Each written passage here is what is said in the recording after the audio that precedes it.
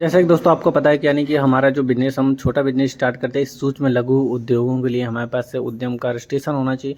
तो हम इसका कैसे रजिस्ट्रेशन करेंगे बिल्कुल इस वीडियो में आपको बताने वाला हूँ। पूरा वीडियो देखिएगा और ये वीडियो बहुत आपके लिए इंपॉर्टेंट होना है। इसमें बिल्कुल छोटा जैसे जनरल स्टोर आपको ओपन करना है तो उसके लिए किस तरीके से हम रजिस्ट्रेशन करेंगे और रजिस्ट्रेशन कितने दिनों में मिलता है, पूरी वेरिफिकेशन आपको पूरी डिटेल में मिलेगा। सबसे पहले आपको उद्यम रजिस्ट्रेशन की वेबसाइट पर जाना, MSME उद्यम रजिस्ट्रेशन पहले पे क्लिक करना आपको, ठीक है। जो न्यू एंटरप्रेन्योर होते हैं उनको यहाँ पे अपना आधार कार्ड चाहिए होता है, आधार कार्ड OTP लगना है, यानी कि आपके आधार कार्ड में मोबाइल नंबर कंपलसरी है।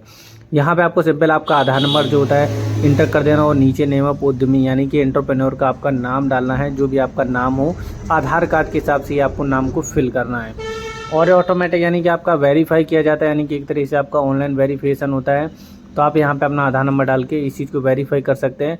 यहाँ पे आपको जनरेट OTP भी क्लिक करेंगे। आपके मोबाइल नंबर पे जो आपका लास्ट नंबर शो करता है उसमें OTP जाता है, तो आपको वेरीफाई कर लेना है। यहाँ पे आपको सिलेक्ट करना है प्रोप्राइटरशिप, जो भी आप जिस प्रकार से आप करना चाहते हैं। अगर आप अकेले करते हैं तो अकेले, और इसमें बहुत ही सारे ऑप्शंस रहते हैं, ठीक है। अगर आप पार्टनरशिप करना चाहें पार्टनरशिप कर सकते हो और यहाँ पे आपको पैन नंबर एंटर करना होता है। तो डिपेंड करता है और आप किस तरीके से करना चाहते हैं। मैं आपको और ऑप्शन दिखा देता हूँ। देखिएगा पार्टनरशिप आ जाता है और ग्रुप वाला भी आ जाता है, बहुत सारे ऑप्शन आ जाते हैं। इसके लिए एक सेपरेट वीडियो मेरे चैनल पे मिल जाएगा, तो आप चैनल को सब्सक्राइब कर लीजिए, वीडियो आते रहेंगे। तो डेट फ्रेंड यहाँ पे आपको इसको भरने के बाद सबमिट कर देते हैं और नीचे आएंगे। नीचे जाने के बाद आपको RTR भरते तो नो यस कर देना, नहीं तो नो कर देना है। और इस प्रकार से यहाँ पे आपको मोबाइल नंबर इंटर करना है। जो भी आपका नंबर यहाँ पे इंटर करना चाहते हैं, लगाना चाहते हो तो नंबर लगा सकते हैं, क्योंकि वो आपका यानी कि आधार कार्ड के माध्यम से और डाउनलोड करने के लिए भी बहुत इंपॉर्टेंट रहेगा। यहाँ पे आपको सिलेक्ट करना है कि SC जनरल OBC कौन सी आपकी कास्ट आती है, यानी कि एक तरीके से आपको किस समुदाय से आप बिलोंग करते हैं ये भी आपको एंटर करना होता है। यहाँ पे आपको नाम डालना होता है, ठीक है। तो आप यहाँ पे नाम डाल सकते हैं। तो इसकी यूनिट भी होती है, ठीक है। जैसे मान लो कोई भी नाम होता है, रिलायंस की भी यूनिट होती हैं। तो इस प्रकार से आप यहाँ पे अपना नाम डाल सकते हैं। टॉप जैसे मान लो प्रहलाद के नाम से बनाना है, ठीक है। उद्यम का नाम प्रहलाद है, इंटरप्राइजेस का नाम डाल दिया, पिरामिड कंप्यूटर कुछ भी डाल दिया, ठीक है। उसके नीचे भी यूनिट आती है, तो उसके नीचे जैसे मान लो कि फोटो कॉपी सेंटर इस प्रकार से बना सकते हैं। जैसे मैंने नीचे यूनिट में गुड़िया जनरल स्टोर का नाम ऐड कर दिया और उसका मुझे एड्रेस भी ऐड करना पड़ेगा, इकाई का नाम यहाँ पे डालना पड़ेगा। जैसे मान लो यूनिट नेम मैंने गुड़िया जनरल स्टोर ले ली, इसको मैं टिक करूँगा और टिक करने के बाद मुझे अब यहाँ पे इसका डिटेल फिल करना। देखिए इसका गुड़िया जनरल स्टोर को लेने के बाद में यहाँ पे मैं इसका आधार कार्ड से जो भी यानी कि जहाँ मेरी शॉप है यूनिट है वहाँ का एड्रेस डालूंगा, ठीक है। ये यूनिट जहाँ पे वहाँ का मुझे डालना है, ऐसा नहीं कि मुझे आधार कार्ड वाला अपना एड्रेस डालना है, ये नहीं दोस्त। जहाँ पे ये अवेलेबल है आपको वहाँ का एड्रेस डालना है। तो यहाँ पे आपको बिल्कुल ब्लॉक डाल देना और गली का नाम, हर एक चीज़ यहाँ पे आप सिंपल डाल सकते हैं जो भी आपके यहाँ मैच करता हो, ठीक है। आप पता की जानकारी के लिए पता भी कर सकते हैं कौन कौन सा एड्रेस लगता है। अगर आपका कहीं बाहर है तो वहाँ का पिन कोड भी आपको भरना पड़ेगा। स्टेट वगैरह सेलेक्ट कर लेते हैं, जो भी आपका स्टेट आता है, और डिस्ट्रिक्ट वगैरह सेलेक्ट कर लेते हैं, क्योंकि ऐसा नहीं होता कि आप अगर आपका आधार कार्ड में एड्रेस है तो आप वही डालें, ठीक है। आपको यहाँ पे यूनिट पे जहाँ पे आपकी यूनिट अवेलेबल है वो आपको प्लांट ऐड करना है, तो वहीं का आपका एड्रेस लगेगा। यहाँ पे आप जितनी यूनिट ऐड करना चाहे कर सकते हैं, लेकिन इस सूची के लिए इतना भी नहीं कि जिसका टर्नओवर ज़्यादा बड़ा होगा तो वो आप ऐड नहीं कर सकते हैं।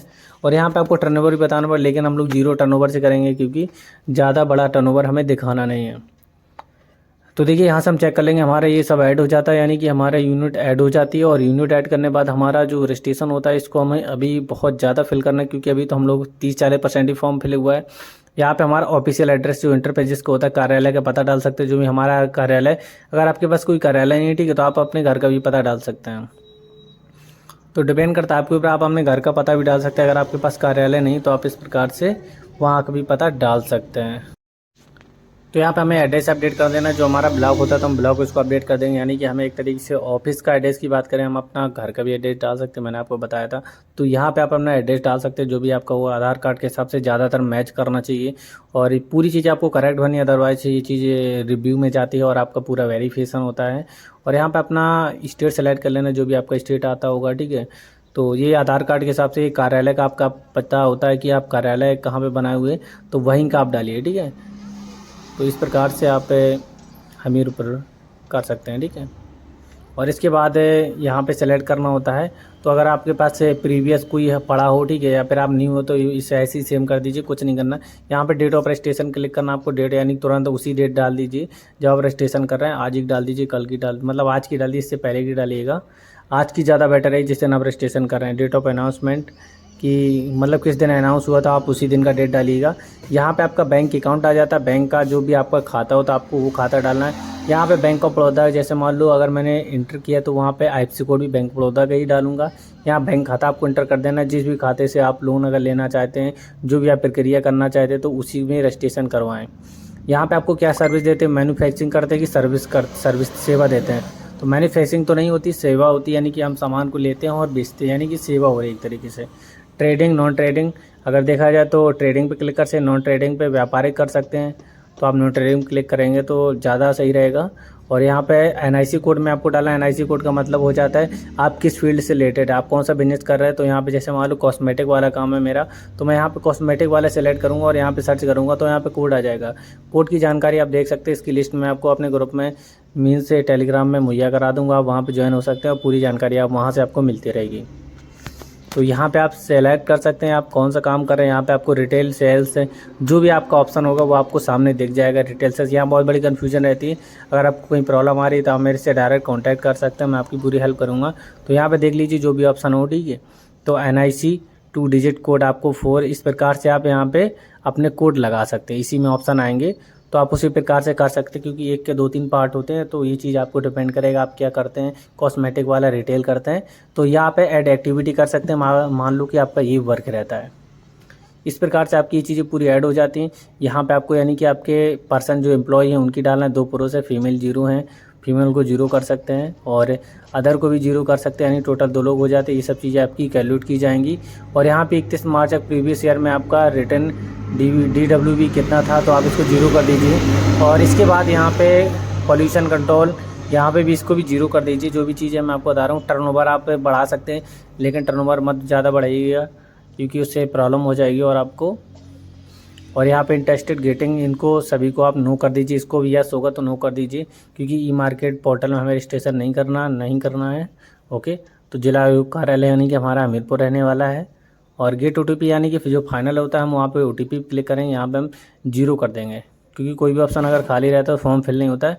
तो इसके बाद हम क्या करेंगे, इसको सबमिट कर देते हैं। सबमिट के लिए हमारे आधार कार्ड में OTP जाएगा। एक बार हम पूरी तरह चेक कर लेते हैं कहीं कोई प्रॉब्लम तो नहीं है।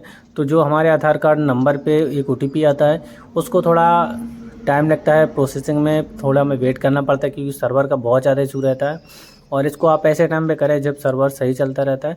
तो देखिए यहाँ पे OTP आता है, OTP फिल कर देंगे और वेरिफिकेशन कोड डाल देते हैं। तो देखिए जो भी हमारे नंबर पे OTP आएगा हम उसको फिल कर देंगे। तो डियर फ्रेंड, मैं इसको OTP जो मेरे आधार कार्ड में है उसको यहाँ पे फिल कर देता हूँ और इसके बाद में फाइनल सबमिट कर देता हूँ। तो देखिएगा ये मेरा यानी कि सबमिट हो जाता है और मेरे पास एक नंबर आ जाता है, यानी कि जो उद्यम रजिस्ट्रेशन नंबर आ जाता है। इससे अपने उद्यम रजिस्ट्रेशन को डाउनलोड कर पाएंगे, प्रिंट ले पाएंगे। तो आप इसको स्क्रीनशॉट ले लीजिए, इसको नोट कर लीजिए, ये आपके लिए बहुत इंपॉर्टेंट है। और अगर आप फॉरगेट करना चाहते हैं तो भी इसका वीडियो मेरे चैनल पे मिल जाएगा। अगर आप इसको डाउनलोड करना चाहते हैं तो भी आपको इसकी जानकारी मिलेगी। आप इसका स्क्रीनशॉट रखिए, 2 से 3 दिनों में अप्रूव हो जाता है, तो आप इसको लगा सकते हो। उम्मीद कर रहा हूँ आपको वीडियो पसंद आएगा। Thank you so much.